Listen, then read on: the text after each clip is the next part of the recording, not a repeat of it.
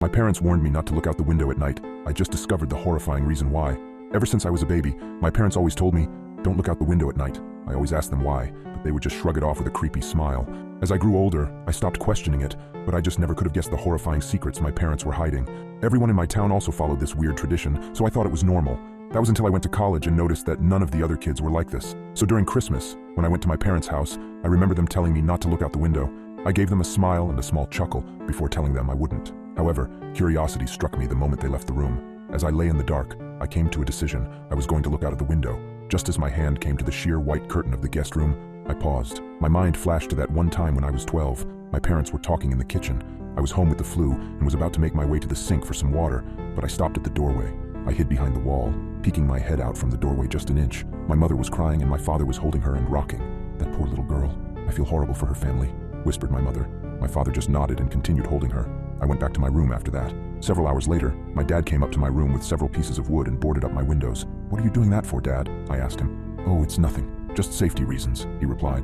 I learned at school the next day that a little girl was found dead the previous morning, the window broken and curtains torn. I snapped back to the present. My hand drew back from the curtain.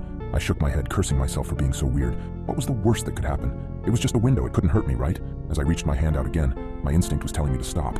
My gut twisted as I reached nearer and nearer. Just as I touched the curtain, a painful howl came from the forest surrounding the house. I flinched back, deciding to just lay down and try to get some sleep. I forgot how hard it was to get sleep in my hometown.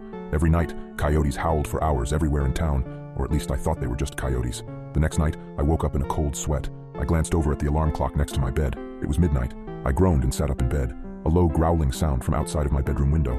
I thought back to last night and decided that I had made up my mind about looking out. I thrusted my arm towards the curtain and pulled back hard, almost ripping it away from the rod. I flattened myself against the wall next to the bed for a moment before I put one eye in front of the window. I immediately regretted my decision as I heard claws clacking up the house. I flung myself out of bed, tumbling on the floor. I stood up and got back up on the bed. I stuck my face closer to the window as the clacking got closer and closer. It suddenly stopped for a second before the most terrifying creature popped up from outside, emitting a horrible shriek as it did so.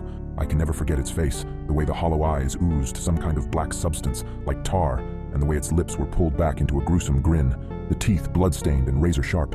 It looked like it had 4 limbs, its front 2 slamming on the glass and pounding. As I was frozen in front of the window in terror, my parents burst into the room. My father held a shotgun. He marched up to my bed and yanked me away from the window. He pointed his shotgun at the creature, shooting a bullet at it. The thing scrambled away, leaving the window almost completely shattered. "Damn it, son, it was a simple task. Just don't look out the window. How hard is that?" My dad shouted at me.